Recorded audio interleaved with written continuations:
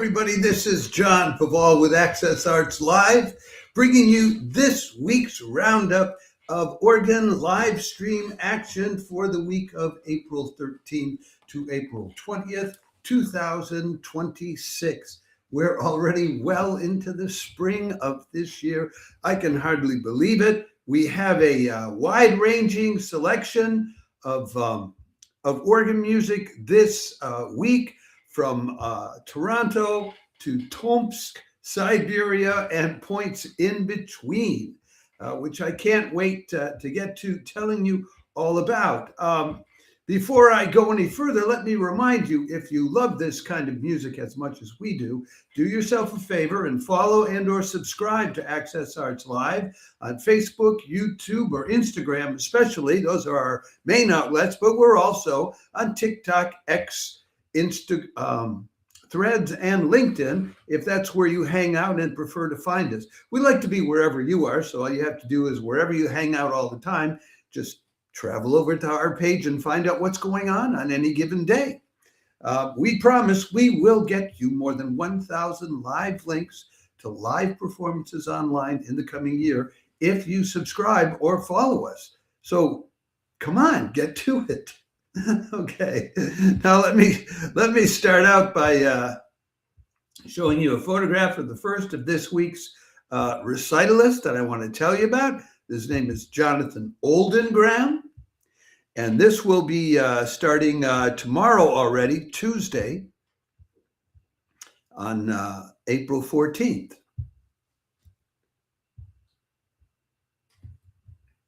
Tuesday, April 14th, St. James Cathedral, Toronto, live streams organist, harpsichordist, conductor, chamber musician, and arranger, Jonathan Oldengarm of Metropolitan United Church, Toronto. He'll be playing from his extensive repertoire, which goes from the 16th to the 21st centuries. He performs regularly as both a soloist and an ensemble player. He has a long list of recording credits on Atma Classic, Klang Logo, and Analecta labels. He's performed at venues like the Leipzig Bach Festival, the Bach Kirche Arnstadt, with the Montreal and Toronto Symphony Orchestras, was for a long time, 2008 till 2022, was teaching organ, harpsichord, keyboard skills, and liturgical improv at McGill University, the Schulich School of Music there.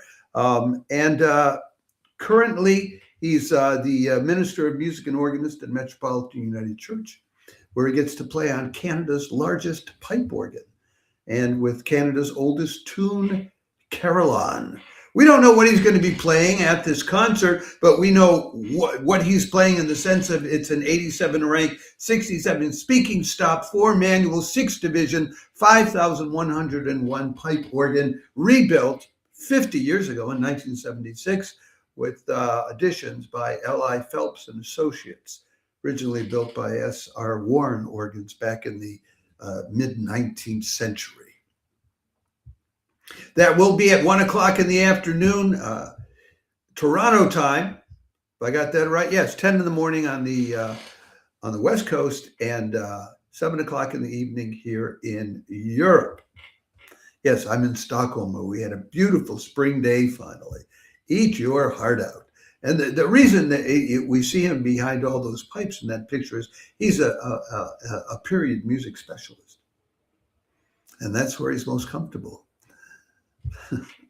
Okay, let's bring up the next. Got a lot of men this week. I don't know if we have any. Yeah, we have some women, but they'll be in Moscow.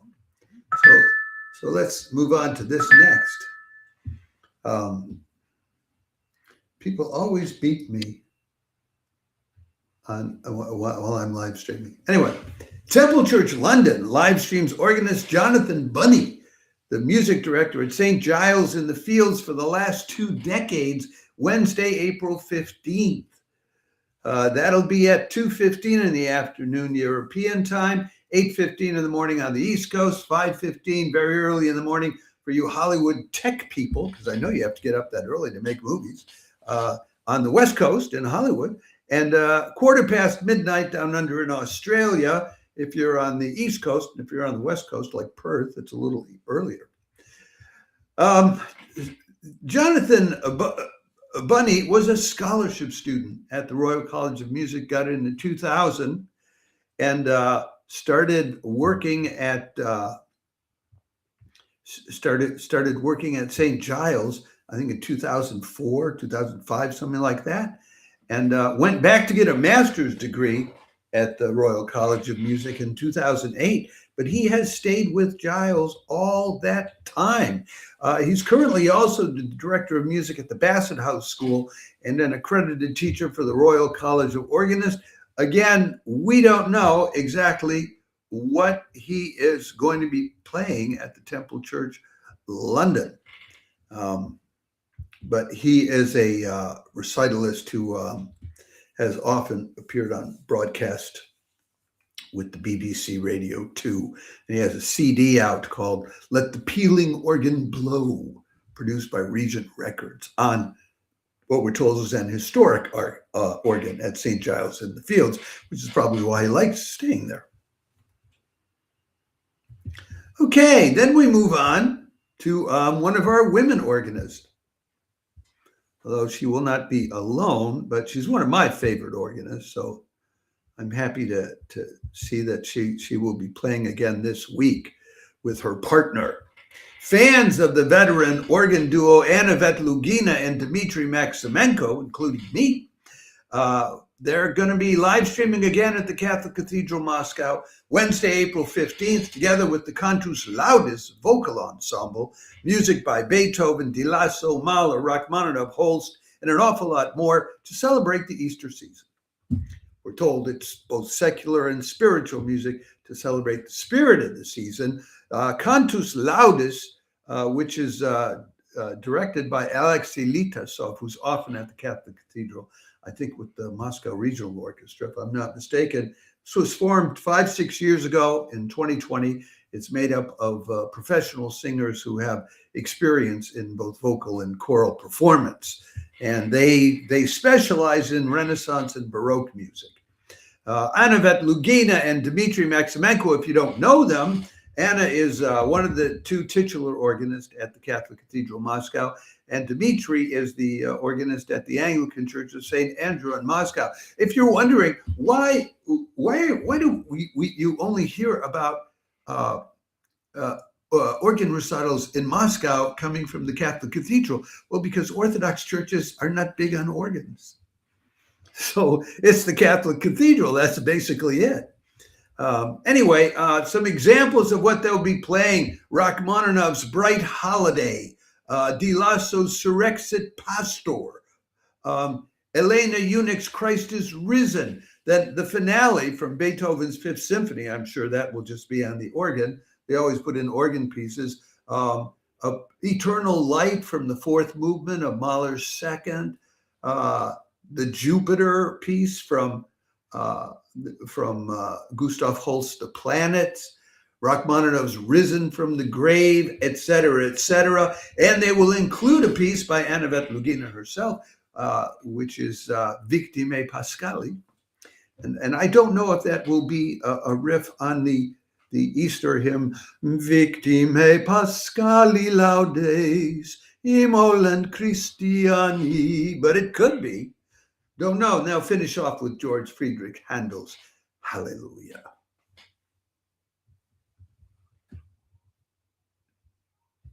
They're a very experienced, well-practiced duo. So I think you can count on them to put on a good show for you, let us say.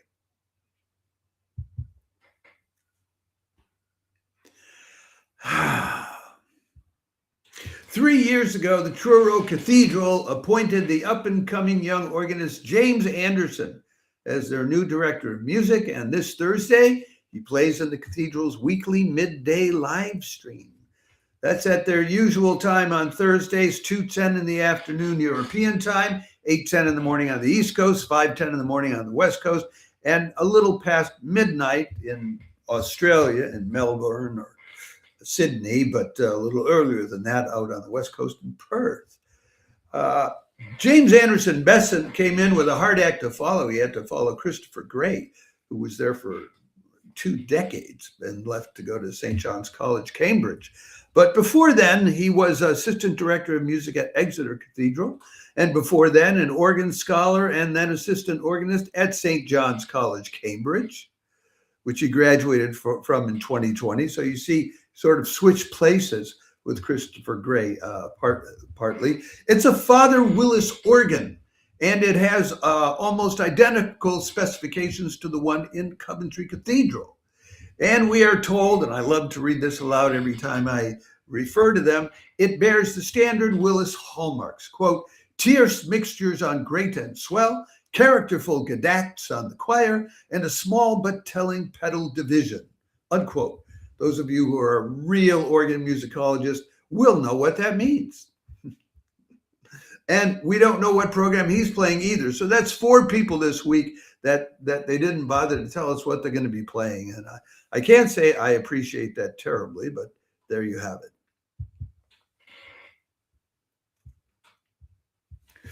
Then we move on to Saturday. There's no more Friday live streams from San Diego with the St. Paul's Cathedral there because the Brian Green, who used to do all that there, has left.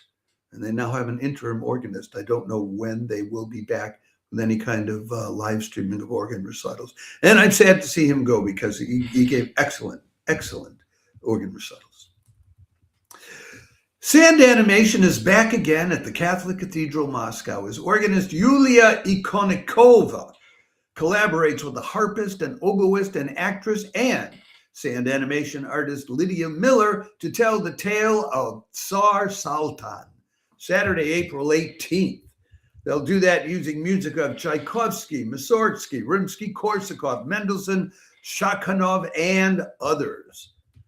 That'll be at 1 o'clock in the afternoon, European time, 7 o'clock in the morning on the East Coast. I won't even tell you what time on the West Coast. 3 o'clock in the afternoon in Moscow, which is where they are, and 11 o'clock in the evening down under in Australia. It'll be Pavel Lukoyanov on the ringing harp, Alexei Balashov on the oboe, Yulia Ikonikova, as I said, on the organ. She graduated from Moscow Conservatory almost 20 years ago now, and did a lot of study abroad in workshops, often collaborates with the Petrozavodsk State Philharmonic Orchestra, and she's done other concerts at the Catholic Cathedral in Moscow. She seems to especially like collaborating with saxophonists, as she has done in the past at this cathedral. Now, let me tell you, what I really want to tell you about is Lydia Miller, because I am just such a fan of sand animation. Here's some examples of Lydia Miller. You see a picture of her there in the upper left-hand corner, but there are pictures that she did. She does these during the concert, and the actress is recounting the story, and they're playing different pieces of music that I'll tell you about it in a moment. And she is constantly creating these new images as they go along. So there are some there from when they did The Little Mermaid, Alice in Wonderland, The Little Priest. I just find these all so charming. And there's one I can show you. You see the image of her hand moving as she's creating these things. This is when they were doing Alice in Wonderland. You can see her hand there. What she has is a table in front of her where she's manipulating the sand and creating one new image after another. And they have that hooked up to a video so the audience can see it and you can see it while it's ongoing. It's just so charming. I just adore it. So I wanted you to know about that, and I commend it to you. Now, what music are they going to be playing? It's always a grand selection. So they'll start out with, they keep referring to the harp as a gusli sort of harp. They'll start out playing Belina by Konstantin Shakhanov on the gusli organ and oboe. Then an excerpt from Mussorgsky's Pictures at an Exhibition, which will be an organ solo, the Bogatyr Gate. And then some Rimsky-Korsakov, an excerpt from Scheherazade on the organ and oboe. Then Tchaikovsky's Baba Yaga from the children's organ series, Organ and Oboe. Mendelssohn, an excerpt from Midsummer Night's Dream, more Shakhanov. And then there's a folk song which keeps coming back during the piece, a Russian folk song called In the Garden, in the Vegetable Garden, for organ, gusli, and oboe, etc., etc., etc. The whole thing is terribly charming. And I would love to see some Western organs, some Western outlets pick up on this, because it's really, really pretty cool. Okay, we then move on to the next. There's also going to be an evening concert at Moscow Cathedral on Saturday evening, but unlike most of them, it will not be organ, it'll be guitar. So I'll talk about that tomorrow when, of course, I do the weekly roundup of chamber music. Now we're talking about Sunday. Sunday, April 19th, Baptiste-Florian Marle-Ouvrard, master organist and resident organist at St. Eustache Church in the heart of Paris, will be playing Charles-Marie Widor's Symphony No. 5 on the 7,652 pipe Vanden Heuvel organ. There in the heart of Paris, live stream free of charge. The music that was playing at the beginning of this live stream on my part, that was the famous toccata from Charles-Marie Widor's Symphony No. 5. I may play it again to sign off today. Anyway, it comes in a number of parts: allegro vivace, allegro cantabile, andantino quasi allegretto, adagio, and then the famous toccata. Bum bum bum bum bum bum bum bum bum bum bum bum bum bum. And of course, Baptiste-Florian Marle-Ouvrard is just a superb organist who never disappoints. They get hundreds of people there. They pack that church, standing room only, with 300-400 people seated for an organ concert. Many of these recitals I'm telling you about, there'll be a huge cathedral. They're lucky if they get 20 people there, but not this guy. And then we finish up this week. Monday, April 20th, it's Franz Liszt on the organ, part 2, live streamed exclusively online in Dmitry Ushakov's interactive online recital series from the Tomsk Philharmonic's Organ Hall. And this will include Liszt, Memory of the Sistine Chapel, and other works. That'll be at 7 o'clock in the evening in Siberia, 1 o'clock here in Europe, 7 in the morning in New York, and forget about on the West Coast, but 11 o'clock in the evening down under in Australia. Those are it. You know, he talks in between pieces with the audience, but you need to have your Russian up to speed if you're going to enjoy that. Folks, this is what we have for you this week in terms of live streams of organ recital action. I hope that one, some, or any of it appeals to you, uplifts you, or just shows you a heck of a good time. And I'll remind you again, if you like this kind of music, follow and or subscribe to Access Arts Live on Facebook, YouTube, X, TikTok, Instagram, Threads, or LinkedIn to get more than 1,000 live links to live performances online every year. Ciao for now. I'll be back tomorrow at about the same time with the weekly roundup of chamber music.